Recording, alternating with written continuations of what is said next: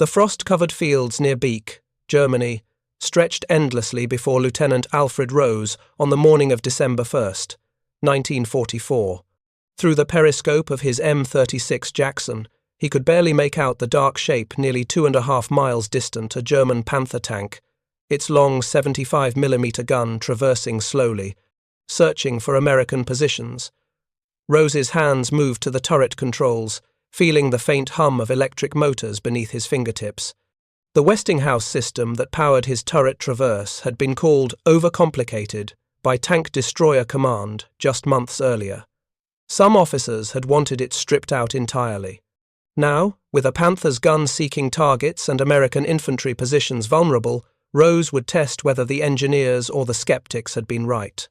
If you're enjoying this deep dive into the story, hit the subscribe button and let us know in the comments from where in the world you are watching from today. The gunner beside him, Corporal James Mitchell, had already ranged the target. 4,600 yards, the very edge of their telescopic sight's capability. At that distance, the Panther was barely more than a dark smudge against the winter landscape, but the electric traverse system allowed Rose to make minute adjustments with a precision that the old manual systems could never match. No frantic hand cranking, no muscle fatigue throwing off aim. Just smooth, electrically powered rotation that could hold a sight picture steady even at extreme range. Rose gave the order to fire. The 90mm gun roared, its muzzle blast momentarily obscuring everything. When the smoke cleared, the Panther sat motionless on the distant ridgeline. A second later, black smoke began pouring from its engine deck. At 4,600 yards, just 500 yards shy of the longest tank kill that would be recorded in the entire 20th century, Lieutenant Rose and his crew had just validated a technology that many had wanted to abandon. But this story doesn't begin with that remarkable shot. It begins 18 months earlier, in the industrial laboratories and proving grounds of America, where engineers were racing to create a weapon that could stop the German armor juggernaut. And it begins with a decision that would prove controversial. To entrust the life or death speed of turret traverse not to the muscle power of trained crews, but to the precision of electric motors and the skill of men who knew how to keep them running. By the spring of 1943, American tank destroyer doctrine faced a crisis that threatened its entire foundation.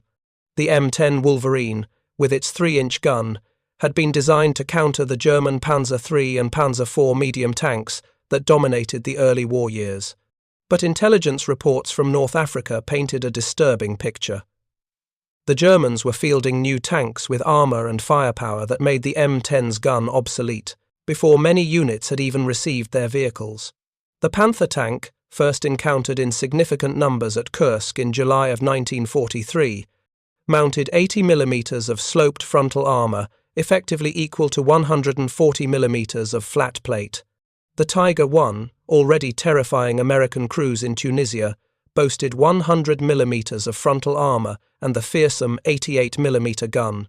Against these monsters, the M10's 3-inch gun could barely scratch the paint from the front, and side shots required dangerously close ranges where German return fire was lethal. The Ordnance Department had anticipated this problem. As early as October 1942, engineers at Aberdeen Proving Ground had mounted an experimental 90mm T7 gun derived from the M1 anti-aircraft gun into the turret of an M10 test vehicle. The gun fit, barely, but the weight threw the turret balance completely off. The breach was so heavy that the manual, traverse system became almost impossible to operate smoothly. Gunners reported that traversing the turret any significant distance left them exhausted, and maintaining a steady sight picture while hand cranking was nearly impossible. The Ordnance Department faced a choice: abandon the 90mm gun for tank destroyer use, or redesign the entire turret system around a powered traverse mechanism. They chose revolution over retreat. In January of 1943, the Ordnance Department contracted with Westinghouse Electric Corporation to develop an electric traverse system capable of smoothly rotating the new, heavier turret that would house the 90mm gun. The requirements were demanding. The system needed to provide both high-speed traversal for emergency engagement of targets and ultra-precise slow-speed movement for accurate long-range shooting. It had to be reliable in temperatures ranging from North African heat to European winter cold.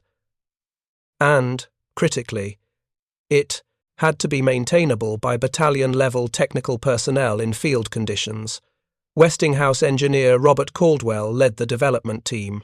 His design centered on a pair of electric motors, one for coarse movement and one for fine adjustment, powered by the vehicle's 24-volt electrical system and controlled by a simple hand grip that the gunner could operate with fingertip precision. The system incorporated a generator, driven off the main engine, an Amplidyne motor generator for power amplification, and a series of control circuits that allowed the gunner to traverse the turret at speeds ranging from a barely perceptible creep to a full 360 degrees in approximately 20 seconds. The engineering was sophisticated, perhaps too sophisticated for the preferences of Tank Destroyer Command. The manual for the system ran to 43 pages, compared to 6 pages for the manual traverse system it replaced.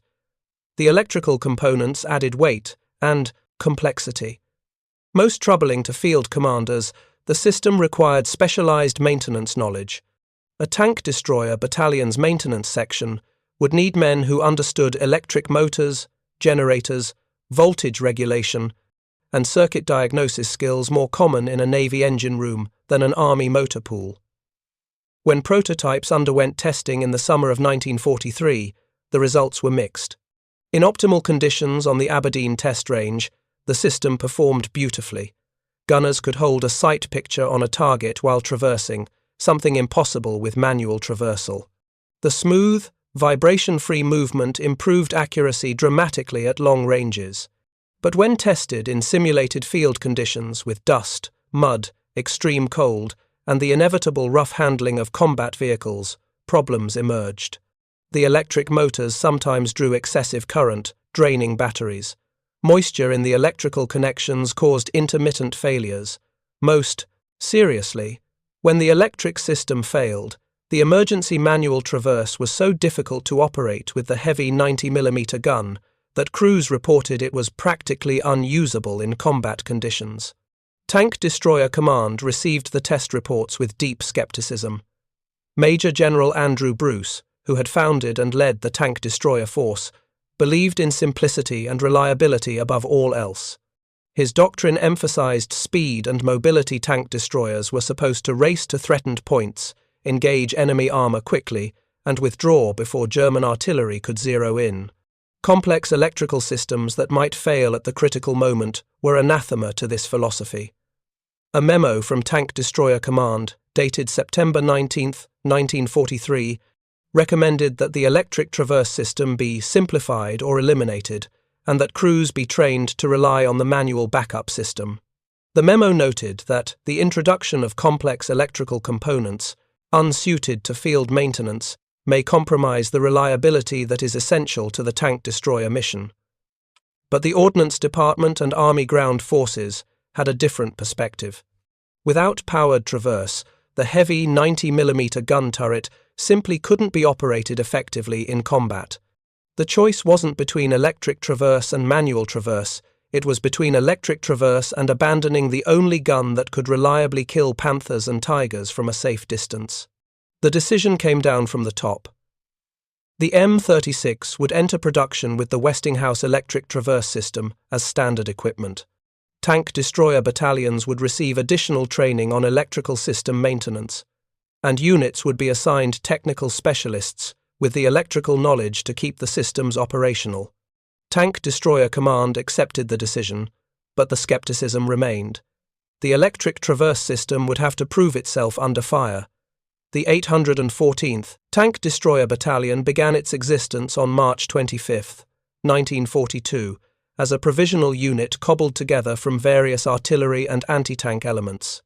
Through the training grounds of Camp Hood, Texas, through the deserts of North Africa, through the mountains of Italy, the men of the 814th had learned their trade with M10 Wolverines. They understood the manual traverse system intimately, every gear, every crank, every maintenance point. In October of 1944, attached to the 7th Armoured Division and fighting in the cold forests of Germany, the battalion received orders that would transform their capabilities. They would exchange their M10S for the new M36 Jackson tank destroyers, mounting the powerful 90mm gun with its controversial electric traverse system. For the combat crews, the commanders, gunners, loaders, and drivers, the change meant learning a new vehicle's quirks and capabilities. For the battalion's maintenance section, it meant learning an entirely new technology under combat conditions. Staff Sergeant Frank Kowalski was typical of the technical specialists who would make the M36's electric system work. Before the war, Kowalski had worked as an electrician for General Electric in Schenectady, New York, winding armatures for industrial motors. When he was drafted in 1942, the Army recognized his technical background and assigned him to ordnance training. By 1944, he was the battalion's senior electrical systems specialist, responsible for training and supervising the maintenance crews who would keep the M36's complex systems operational. Kowalski received the technical manuals for the Westinghouse Traverse system in late October, just days before the first M36S arrived. He gathered his maintenance crew's mechanics, who understood vehicles but had limited electrical experience, and began an intensive crash course in electric motor theory, generator operation, voltage, regulation, and circuit diagnosis. The challenges became apparent immediately. The maintenance bay where they worked had no heated space for cold weather electrical testing.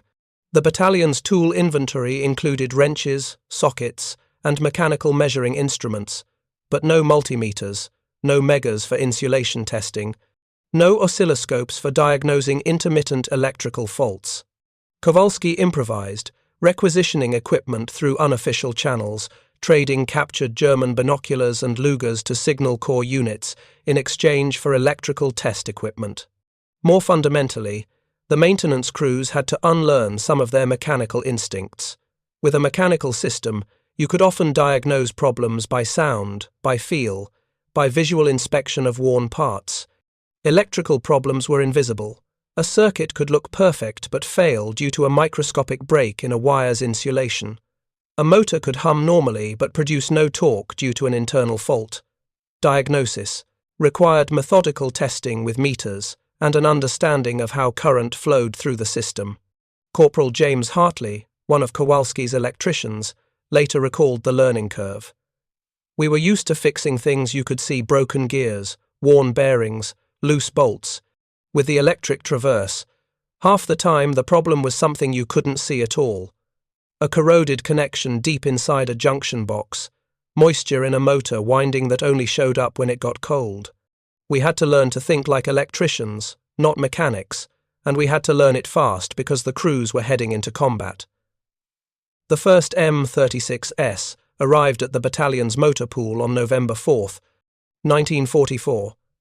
Fresh from the factory, gleaming with new paint, they represented the cutting edge of American tank destroyer design.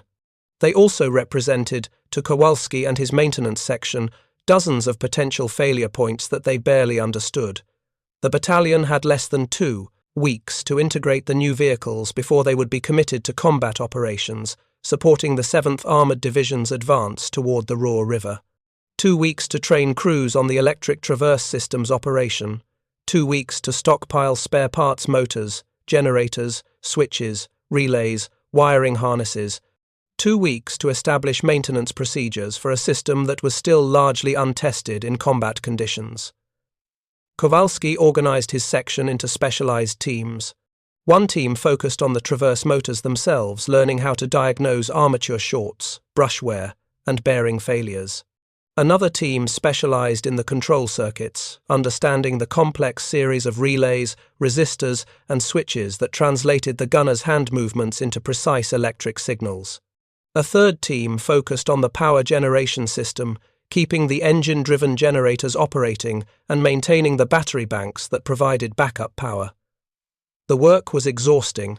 Maintenance crews worked through the night, drilling on simulated failures that Kowalski created by deliberately disconnecting circuits or shorting wires. Find it and fix it in under 5 minutes. He would challenge them, knowing that in combat a disabled turret traverse could mean the difference between killing an enemy tank and being killed by one. The combat crews, meanwhile, were forming their own opinions about the electric system. Some appreciated the smooth, precise control it offered. Gunner Corporal Anthony Pinto, assigned to Company A's 1st Platoon, found that he could track moving targets more easily with the electric traverse than he ever could with the manual system. With hand cranking, you're always overshooting or undershooting, he explained. With electricity, you just move your hand on the control and the turret follows exactly. It's like the gun is thinking with you. Others were less convinced. The system's complexity worried them. What happened if it failed in combat? The manual backup traverse was so difficult to operate with the heavy 90mm gun that it was practically useless under fire. A tank destroyer with a failed traverse system was essentially a fixed gun emplacement, and fixed emplacements didn't last long under German artillery fire.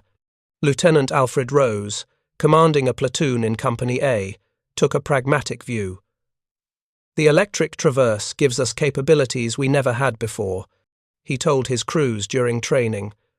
We can engage targets at ranges that would be impossible with manual traverse. But that means we're completely dependent on Sergeant Kowalski and his electricians keeping the systems running. We need to trust them, and they need to trust us to report problems immediately, not try to limp along with a half-working system. This mutual dependence combat crews, relying on technical specialists understanding that their work directly determined who lived and who died, forged a tight bond between the maintenance section and the line companies. It was a bond that would be tested severely in the weeks ahead. On November 16, 1944, the 814th Tank Destroyer Battalion, newly equipped with their M36 Jacksons, moved into line near Geilenkirchen, Germany, supporting the 7th Armoured Division's advance toward the Ruhr River. The assignment was straightforward: provide anti-tank overwatch for advancing infantry, engage any German armour that attempted to counterattack, and support the breaching of the Siegfried Line fortifications. The weather was miserable. Cold rain mixed with sleet turned dirt roads into rivers of mud. The M36S, sharing the M4 Sherman's chassis and suspension, had reasonable mobility in these conditions, but the electrical systems faced their first real test. Moisture was everywhere, seeping into junction boxes, condensing inside motor housings, creating invisible paths for electrical current to leak away uselessly into the vehicle's frame. Kowalski's maintenance teams worked around the clock. They learned to apply a thin coating of grease to every electrical connection, creating a moisture barrier. They fashioned canvas covers for vulnerable junction boxes. They developed a morning routine. Before any M36 moved out, an electrician would perform a quick systems check testing voltage, checking for moisture intrusion, verifying that all circuits showed proper resistance. The first combat engagement came on November 18th. Company B's 2nd Platoon, positioned in overwatch on a ridgeline overlooking the approach to Geilenkirchen, spotted 3 German Panzer IV tanks attempting to maneuver through a depression approximately 1,400 yards distant. The range was well within the M36's capability, but it required precise tracking of moving targets through the gunner's telescopic sight. The platoon leader, Lieutenant Robert Morrison, took the first shot. His gunner used the electric traverse to track the lead Panzer, IV, keeping the sight centered on the target even as it moved. The 90mm armor-piercing round struck the Panzer's turret ring, penetrating completely. The German tank coasted to a halt, smoke pouring from its hatches. The other 2 Panzers immediately began evasive maneuvers, but the smooth electric traverse allowed Morrison's gunner to shift aim quickly. 2 more shots, 2 more kills. The entire engagement lasted less than 3 minutes from first sighting to the last Panzer burning. Morrison's after-action report praised the electric traverse system. The ability to track moving targets smoothly made engagement significantly easier than with the M10's manual traverse. Gunner confidence was high, and target acquisition time was reduced substantially. Not every engagement went smoothly. On November 22nd, a Company C M36 experienced a traverse motor failure during contact with German forces. The vehicle was forced to rotate its entire hull to aim the gun, a slow and dangerous procedure that made it vulnerable to return fire. Only quick work by the crew's driver, spinning the vehicle on its tracks to keep the gun oriented toward the threat, prevented disaster. When the damaged M36 reached the maintenance area, Kowalski's team discovered that moisture had penetrated the motor housing, corroding the brushes and causing them to bind against the commutator. The lesson was clear. The electric traverse system's power came with a price. It required constant vigilance and maintenance. But when it worked, it gave American crews a significant advantage. Over the next 3 weeks, the 814th M36S engaged German armour repeatedly along the Ruhr River approaches. The tally mounted: 8 Panzer IVs destroyed, 3 Panthers knocked out, 2 Stug 3 assault guns eliminated. The 90mm gun was proving its worth, and the electric traverse system was enabling crews to exploit the gun's long-range capability. Corporal Pinto, in particular, was developing a reputation as an exceptionally skilled gunner. His combination of sharp eyesight, steady nerves, and an almost intuitive feel for the electric traverse system made him one of the battalion's most effective tank killers. On November 28th, he achieved a kill on a Panther at 1,700 yards, threading a shot through a gap in the forest that gave him only seconds to acquire, track, and fire. The electric traverse made it possible, but the greatest test of the M36, its electric traverse system, and the men who operated and maintained it was approaching. On December 16, 1944, German forces would launch Operation Wacht am Rhein, the assault that would become known as the Battle of the Bulge.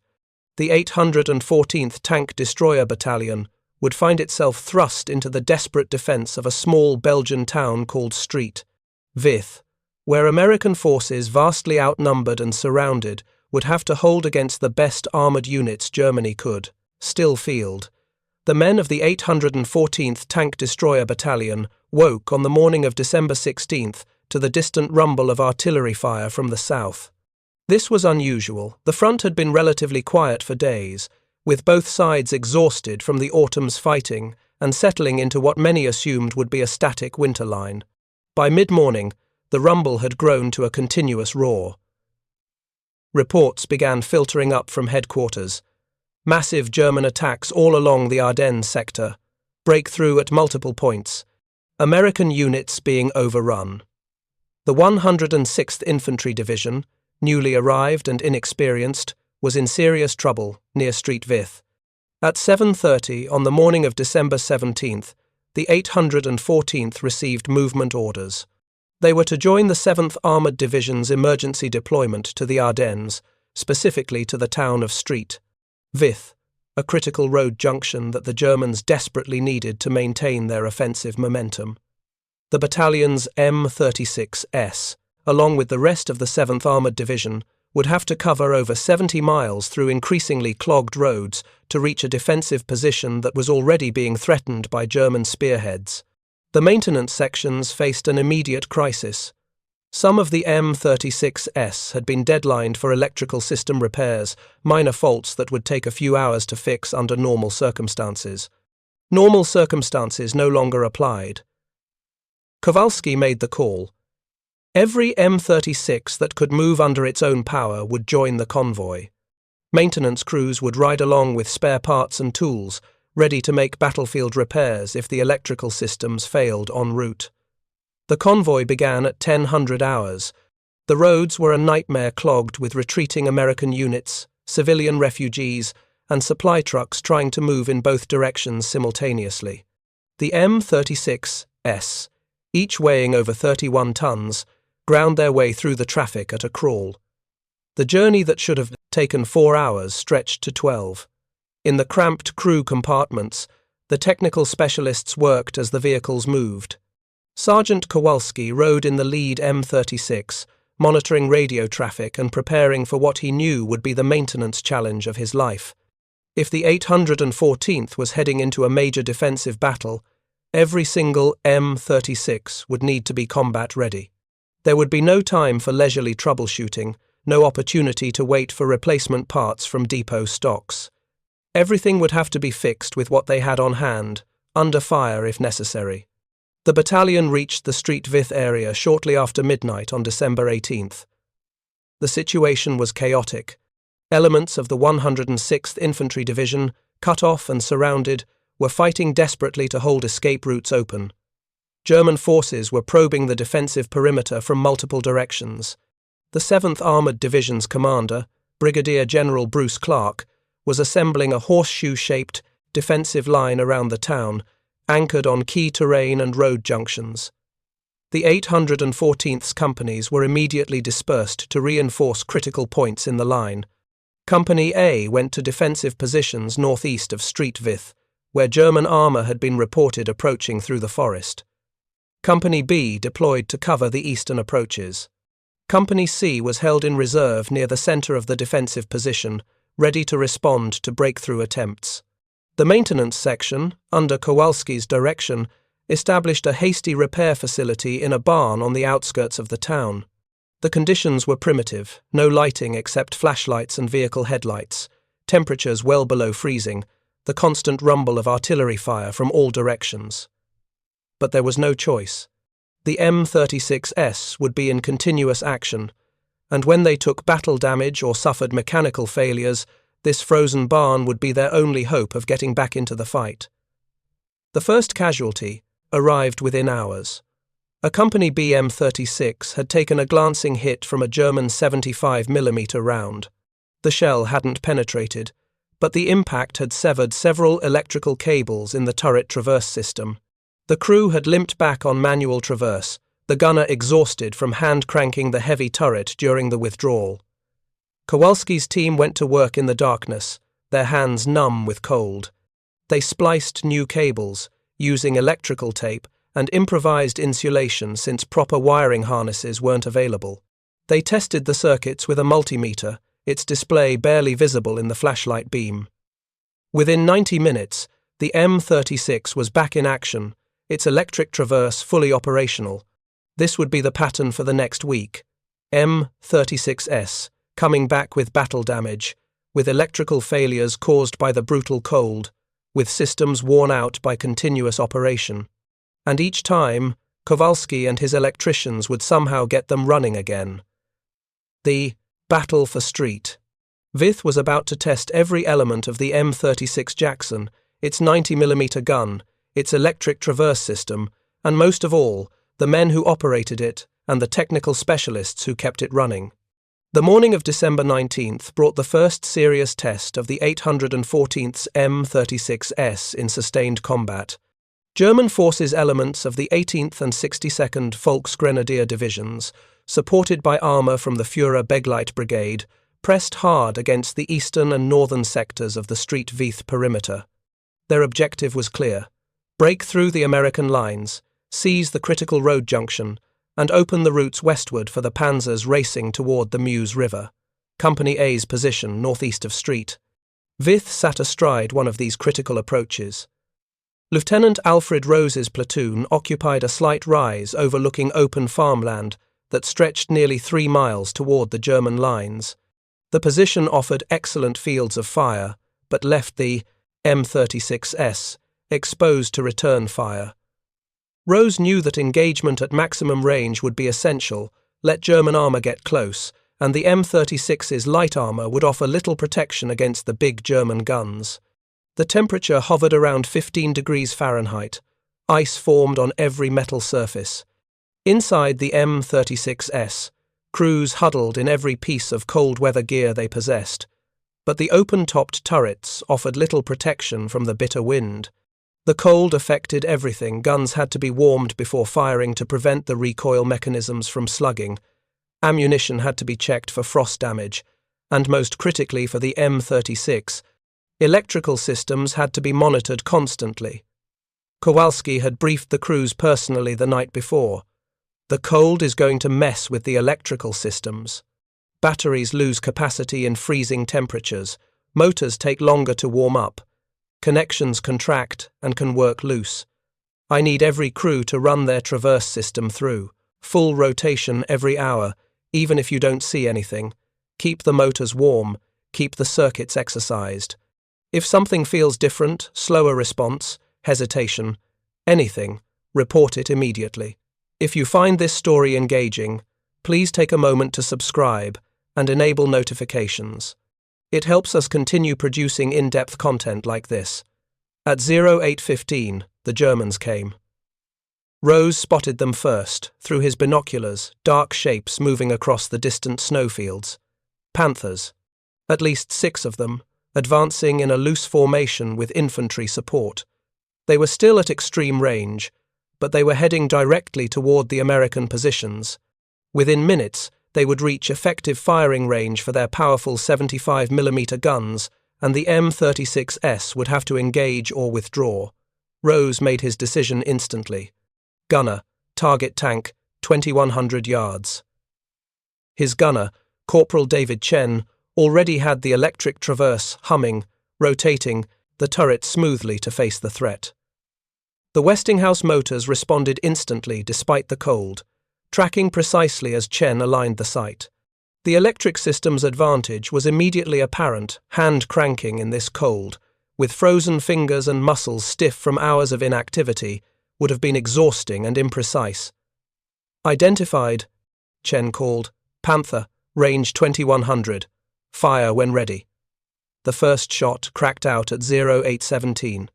The armor-piercing round traced a flat trajectory across the frozen farmland, but it passed just ahead of the moving Panther as the German commander shifted direction. Chen made a minute adjustment with the electric traverse, compensating for the target's movement. The smooth, responsive control allowed him to track the Panther precisely. The second shot struck home. At 2100 yards, the 90mm round punched through the Panther's side armor, penetrating into the fighting compartment. The German tank shuddered to a halt, smoke erupting from its hatches. The other Panthers immediately began evasive maneuvers, but Rose's platoon had spotted them now. 3 more M36S opened fire, their electric traverse systems allowing rapid target shifting as gunners engaged multiple threats. The engagement lasted 11 minutes. When it ended, 4 Panthers sat burning in the snow. 1 was immobilized with track damage, and the 6th had withdrawn behind a ridgeline. The M36S had performed exactly as designed. The electric traverse had enabled precise shooting at ranges where manual traverse would have been nearly impossible. But the engagement had also revealed a problem that would plague the battalion throughout the battle. The intense cold was causing battery voltage to drop faster than expected. Several M36S reported sluggish traverse response after extended firing sequences, when electrical demand was highest and battery capacity was compromised by the freezing temperatures. Kowalski received the reports back at the maintenance barn with growing concern. Battery capacity loss in extreme cold was a known issue, but the solution keeping batteries warm was nearly impossible in combat conditions. He conferred with his technical team and devised a workaround. Crews would run their engines more frequently to keep the generator charging the batteries, even when stationary. It would consume more fuel, but fuel could be replaced. A disabled traverse system in the middle of combat could not. While the desperate defense of Street, Vith consumed the battalion's attention in the latter half of December. It's important to understand that the M36's remarkable long-range capability had already been demonstrated earlier that month. Before the German offensive shattered the quiet of the Ardennes, the 814th had been engaged in the grinding advance toward the Ruhr River, and it was during this period that the electric traverse system proved its value in the most spectacular way possible. December 1st, 1944. Company A was positioned near Beck, Germany, in overwatch positions supporting infantry clearing operations. The morning was cold but clear, with visibility extending for miles across the relatively flat terrain. Lieutenant Alfred Rose's M36 occupied a position on a slight elevation, giving him an excellent view of the ground ahead. At 0900 hours, Rose spotted movement on a distant ridgeline near the village of Linden, roughly 2.5 miles away. Through his binoculars, he could make out the distinctive shape of a Panther tank, apparently positioned to provide fire support for German infantry. The Panther's crew had clearly not spotted the American tank destroyers at that distance, The M36s were nearly invisible against the background terrain. Rose faced a decision. The range was extreme, 4,600 yards, nearly the theoretical maximum range of his telescopic sight. The chances of a hit were low, but the Panther was positioned to threaten American infantry, and if it opened fire, men would die.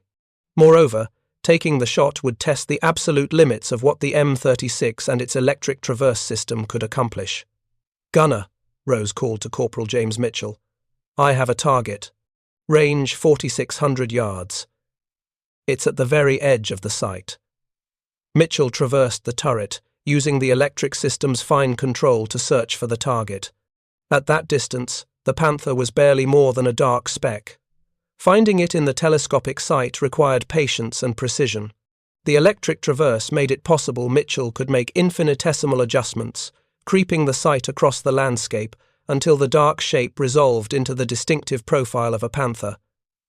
"Target identified," Mitchell confirmed. 4,600 yards. That's...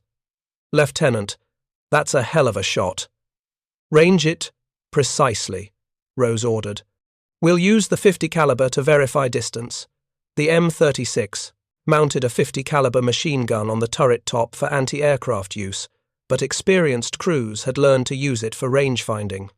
Mitchell fired a short burst toward the Panther, watching through the sight for the tracer impacts.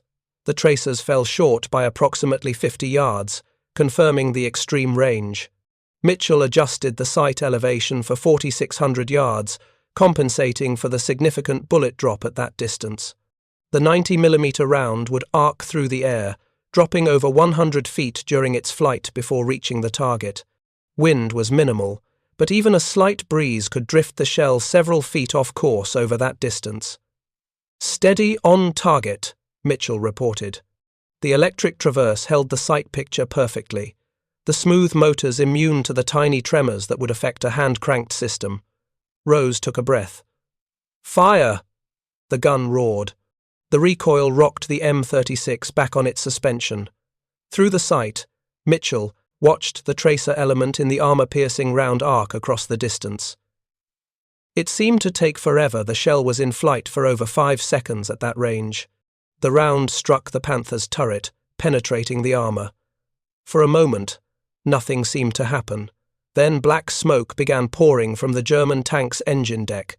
Secondary explosions followed as the fire reached ammunition. The Panther's crew bailed out small figures at that distance, running from their dying vehicle. The engagement was witnessed by multiple crews and documented in the battalion's after-action reports. Lieutenant Rose had achieved a kill at 4,600 yards, just 500 yards short of what would remain the longest tank-on-tank kill recorded for the next 47 years, until a British Challenger 1 tank destroyed an Iraqi vehicle at 5,100 yards during Operation Desert Storm in 1991. The shot demonstrated everything the M36's design team had hoped to achieve.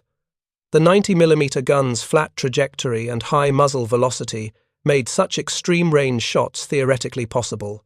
But theory required practice, and practice required the ability to make and hold precise aim. The Westinghouse electric traverse system made that possible in a way that manual traverse never could. Corporal Anthony Pinto, in another company AM-36, achieved a similar feat later that same week, destroying a Panther at 4,200 yards. His gunner credited the electric traverse with making the engagement possible. At that range, you need to hold absolutely steady while you're ranging and firing. Try doing that with a hand crank and you're fighting your own muscles the whole time. The electric traverse just holds. You put the sight on target, and it stays there until you decide to move it. These remarkable long-range kills weren't just lucky shots. They represented the culmination of multiple technological and human factors: the powerful 90mm gun, the precise optical sights, the flat trajectory of modern armor-piercing ammunition, the skill of experienced gunners, and critically, the smooth, vibration-free traverse provided by electric motors. But long-range precision shooting, as impressive as it was, represented only one aspect of combat: the defense of street, WWII would test every capability the M36 possessed. By December 20th, the Street WWII perimeter was under attack from all sides. German forces outnumbered the defenders by more than 3-1, and the commitment of elite SS Panzer units meant that the Americans faced not just numerical superiority, but some of Germany's best remaining armor and most experienced crews. The 814th Tank Destroyer Battalion found itself dispersed across the entire defensive perimeter, its companies parceled out to reinforce threatened sectors. This dispersion meant that the maintenance section's job became exponentially more difficult. Damaged M36s couldn't simply fall back to a central repair facility.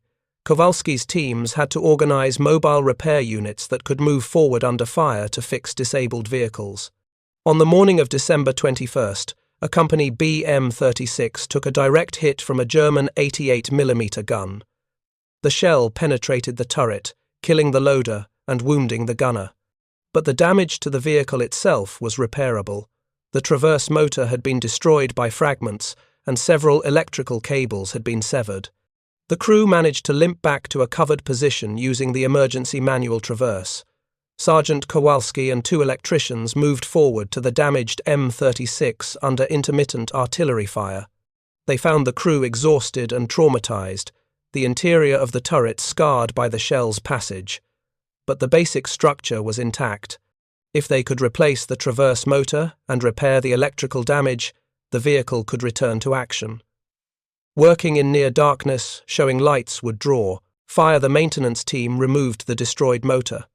The replacement, pulled from their dwindling stock of spares, took 40 minutes to install. The electrical repairs were trickier. Several cables had been severed in places that were difficult to access, requiring the team to partially disassemble the turret's internal fittings. Kowalski's hands, already numb from the cold, fumbled with tiny wire connections and electrical tape. By the time they finished, 3 hours had passed. German artillery had walked across their position twice, forcing the team to take cover in a nearby cellar. But when Kowalski finally powered up the system and tested the traverse, the motors hummed smoothly. The gunner, his arm bandaged but still functional, traversed the turret through its full rotation. The electrical system was fully operational. "She's good to go," Kowalski reported. "Get a new loader and get back in the line." This scene repeated throughout the Street WWII perimeter. M36s, damaged by shell fire, disabled by electrical failures, worn out by continuous operation, and somehow, Kowalski's maintenance teams kept them running. They cannibalized parts from vehicles too damaged to repair. They improvised repairs with materials never intended for the purpose. They worked through artillery barrages, in sub-zero temperatures, with inadequate tools and dwindling supplies. The combat crews, meanwhile, fought with a desperation born of mathematics. They were outnumbered, outgunned in terms of total firepower, and surrounded on 3 sides.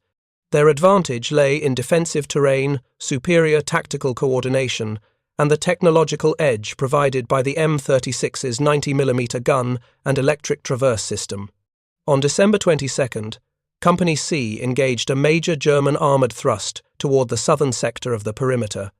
8 Panzer IVs, supported by infantry and assault guns, attempted to punch through a weak point in the American line.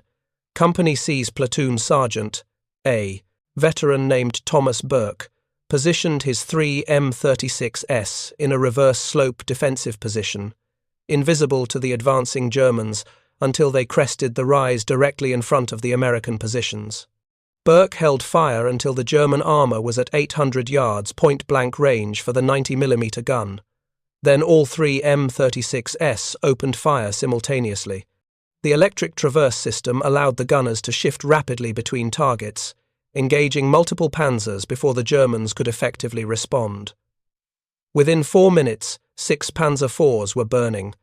The remaining 2 withdrew, trailing smoke. The engagement demonstrated another advantage of the electric traverse: rapid target shifting.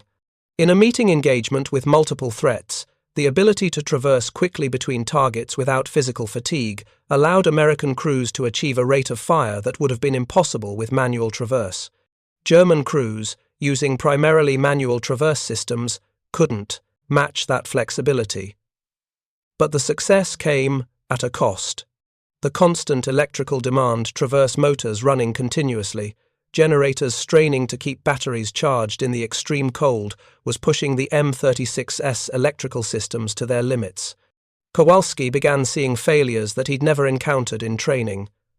Motor brushes wearing prematurely due to cold-thickened lubricants, generators burning out from continuous overload, batteries failing completely as the combination of heavy electrical load and extreme cold exceeded their design capacity. The maintenance section's spare parts stocks dwindled. By December 23rd, they had exhausted their supply of replacement traverse motors. Kowalski made a difficult decision. They would cannibalize the motors from M36s too badly damaged to return to service, using them to keep less damaged vehicles operational. It was brutal mathematics, but it was the only way to maintain combat strength. By December 23rd, the situation at Street Vith had become untenable. German forces had virtually surrounded the American positions, and ammunition stocks were running critically low. General Bruce Clark received permission to withdraw the 7th Armored Division and its attached units before they were completely encircled. The withdrawal would be conducted under fire, through a narrow corridor that German forces were actively trying to close. The 814th Tank Destroyer Battalion was assigned a critical role: provide rearguard action, covering the withdrawal of other units while simultaneously pulling back their own forces. This was perhaps the most demanding mission possible for the M36s and their electric traverse systems. Rearguard action required the ability to engage threats from multiple directions while moving backward. The tank's destroyers would have to traverse rapidly to face threats, fire, and then reposition before German return fire could bracket them. Company A formed the final rear guard, with Lieutenant Rose's platoon covering the last withdrawal route. Rose positioned his M36s in a small village on the outskirts of Street Vith, using buildings for concealment while maintaining overlapping fields of fire across the likely German approach routes. At 1400 hours, on December 23rd, German armour appeared a mixed force of Panthers and Panzer IVs probing the American rear guard. Rose's platoon engaged at ranges varying from 600 to 1800 yards as German tanks manoeuvred through the village outskirts. The engagement became a deadly game of hide-and-seek. M36s would fire from concealment, quickly traverse to acquire new targets, fire again, and then relocate before German artillery could zero in. The electric traverse system's rapid response time was essential. Crews reported traverse times of less than 3 seconds to shift 90 degrees, far faster than manual systems could achieve. Over the course of 3 hours, Rose's platoon destroyed 7 German tanks and damaged several others. But the cost was mounting. One M36 took a direct hit from a Panzer's gun, killing 3 crew members. Another suffered a catastrophic electrical failure when a near miss from artillery severed the main power cable from the generator to the traverse motors. The crew fought with manual traverse for 20 agonizing minutes before finally managing to disengage. By 1700 hours, with darkness falling and the last American units clearing the withdrawal corridor, Rose received the order to pull back. His remaining M36s, ammunition nearly exhausted and electrical systems pushed to their limits, withdrew through the narrow escape route. The 814th had lost 4 M36s destroyed in the fighting at Street Vith, and another 6 were damaged seriously enough that they couldn't move under their own power. But they had achieved their mission.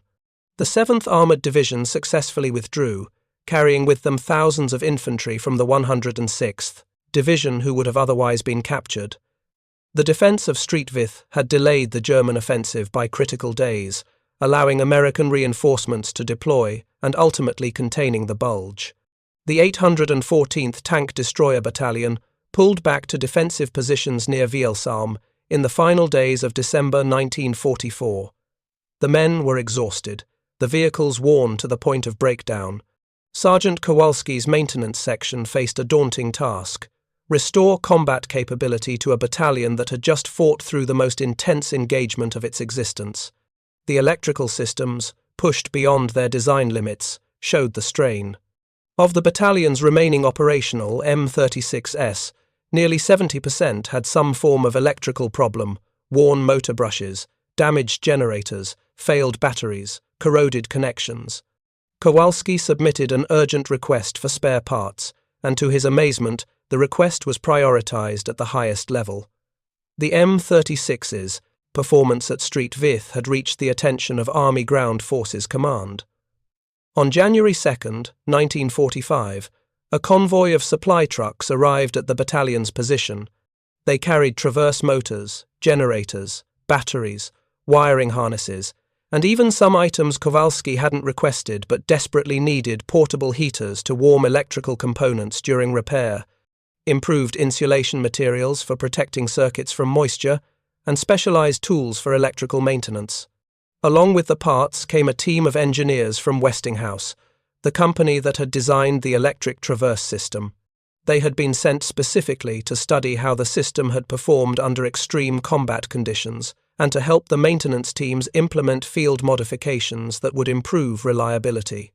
The lead engineer, a civilian named Robert Caldwell, the same engineer who had led the original development team, spent 3 days working alongside Kowalski's maintenance section. He was shocked by what he found. "You've been operating these systems under conditions we never tested," Caldwell admitted. "Continuous operation in sub-zero temperatures, under battle damage, with improvised repairs. The fact that you've kept them running at all is remarkable." Caldwell and his team worked with the maintenance crews to implement several field modifications. They redesigned the brush holders in the traverse motors to reduce binding in cold conditions. They improved the weatherproofing of junction boxes using better gasket materials. They developed a procedure for treating electrical connections with a specialized grease that would prevent corrosion without interfering with conductivity. Most importantly, they validated that the maintenance crew's improvised repairs, the spliced cables, the cannibalized parts, the creative workarounds were sound engineering. "You've invented solutions in the field that we should have built into the design from the start," Caldwell told Kowalski. "When this war is over, this practical experience needs to inform how we design military electrical systems." By mid-January 1945, as the Battle of the Bulge wound down, Army Ground Forces conducted a comprehensive assessment of tank destroyer performance during the battle. The results provided vindication for the M36 and its controversial electric traverse system. The M36-equipped battalions had achieved a kill ratio against German armor that far exceeded earlier tank destroyers. The 814th Tank Destroyer Battalion alone was credited with destroying 41 German tanks, 23 assault guns, and 15 other armored vehicles during December 1944. The battalion's casualties, 4 M36S destroyed by enemy action and 6 damaged beyond field repair, represented a combat exchange ratio of better than 4-1. More significantly, analysis of engagement ranges revealed that M36 crews were achieving kills at distances that would have been impossible with earlier tank destroyers. The average engagement range for M36 kills was approximately 1,400 yards, compared to 800 yards for the M10 Wolverine. Several documented kills had occurred at ranges exceeding 2,000 yards distances, where the M10's 3-inch gun would have been largely ineffective. Combat interviews with M36 crews consistently praised the electric traverse system. Gunners reported that the smooth, precise control allowed them to engage targets more quickly and accurately than had been possible with manual traverse. The ability to make fine adjustments without physical strain was cited as critical for long-range shooting. There were dissenting voices. Some commanders still argued that the electrical system's complexity created maintenance burdens that outweighed its advantages. The fact that specialized technical knowledge was required to keep the systems operational troubled officers who believed in the principle of simplicity and soldier-proof design. But the combat results spoke for themselves. Tank Destroyer Command quietly dropped its earlier reservations about the electric traverse system. In fact, the success of the M36 at Street Vith and other Battle of the Bulge engagements led to an acceleration of the program to replace remaining M10 battalions with M36s. By the war's end in May 1945, 22 tank destroyer battalions were fully equipped with M36s, and the vehicle had established itself as one of the most effective American armored fighting vehicles of the war. Company A of the 814th Tank Destroyer Battalion received the Distinguished Unit Citation for its actions at Street Vith from December 17th through 23rd. The citation specifically noted the company's extraordinary heroism and determination in the face of overwhelming enemy forces, and praised the crew's skill in employing their weapons to achieve a remarkable record of enemy armor destruction. Lieutenant Alfred Rose received the Silver Star for his leadership during the defensive battle. The citation mentioned his 4,600-yard kill on December 1st, describing it as representative of the exceptional marksmanship and tactical skill displayed throughout the engagement. Corporal Anthony Pinto was promoted to sergeant and awarded the Bronze Star for his performance as a gunner, with specific mention of his multiple long-range kills. But perhaps the most significant recognition came in an unofficial form. At a battalion formation in late January, Lieutenant Colonel Robert Jones, the battalion commander, called forward Sergeant Frank Kowalski and his maintenance section. In front of the assembled battalion, Jones presented them with a hand-lettered certificate, signed by every crew commander in the battalion, thanking them for their dedication, skill, and courage in keeping our guns in the fight. The M36 gave us a weapon that could kill any German tank on the battlefield, Jones told the formation. But a weapon is only as good as the men who maintain it. Sergeant Kowalski and his electricians kept our electrical systems running under conditions that would have defeated a lesser group of men. Every German tank we destroyed, every life we saved, we owe in part to their work. It was an unusual recognition. Maintenance personnel rarely received such public acknowledgement. But it reflected a truth that the Battle of the Bulge had made clear. Modern weapons systems depended not just on the crews who operated them, but on the technical specialists who kept them operational. The age of simple, soldier-proof weapons was ending. The future would belong to complex systems that demanded both operator skill and expert maintenance. The M36 Jackson continued in American service through the Korean War, where it again proved its value against Soviet-supplied T-34 and IS-2 tanks. The electric traverse system, refined based on the lessons learned at Street Vith and other engagements, became standard equipment on post-war American tank destroyers and eventually on main battle tanks. The M48 Patton tank, entering service in the early 1950s, incorporated an improved electric-hydraulic traverse system that traced its lineage directly to the M36's Westinghouse motors. The M60 tank that succeeded it continued the evolution.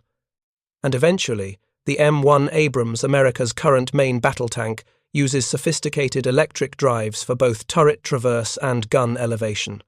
Modern tankers, traversing their turrets with joystick controls and computer-aided fire control systems, rarely think about the lineage of the technology they're using. But that lineage runs back through decades to a cold December in 1944, when electricians and combat crews together proved that electric motors could be trusted with life-or-death decisions on the battlefield. The engineering debates that surrounded the M36's development complexity versus reliability, performance versus maintainability, innovation versus proven technology remain relevant today. Every new weapons system faces similar questions.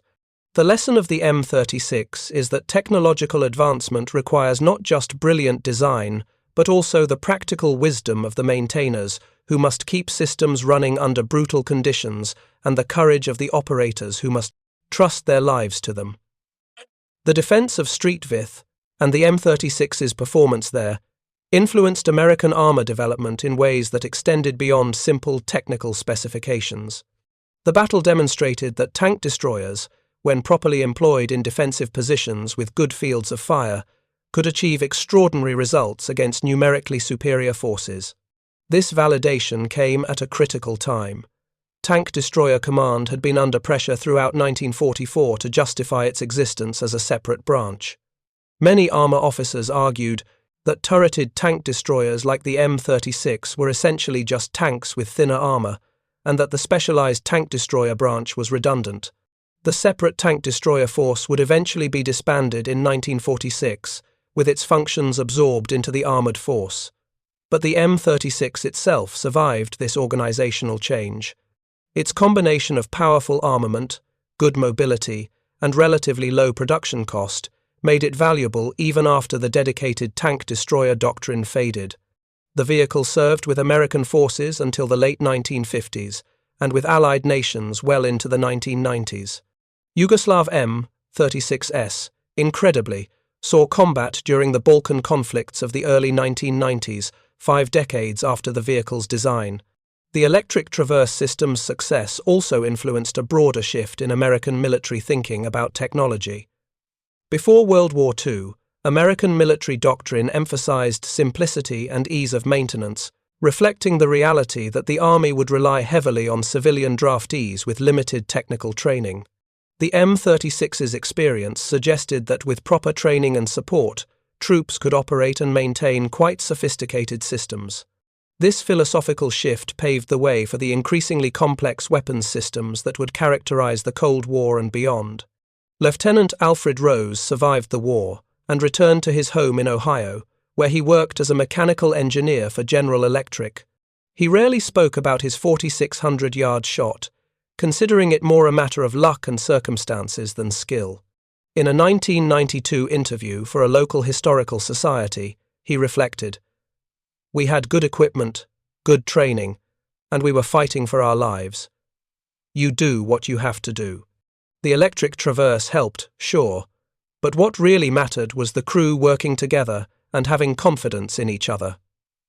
Corporal Anthony Pinto, by war's end, Sergeant. Pinto left the Army in 1946 and used the GI Bill to earn a degree in electrical engineering from MIT. He spent 30 years working for Raytheon, contributing to the development of radar and missile guidance systems. The precision he'd learned as a gunner translated well to the precision required in electronic engineering. He remained in contact with several members of his crew until his death in 2003. Sergeant Frank Kowalski stayed in the Army, retiring as a Master Sergeant in 1962.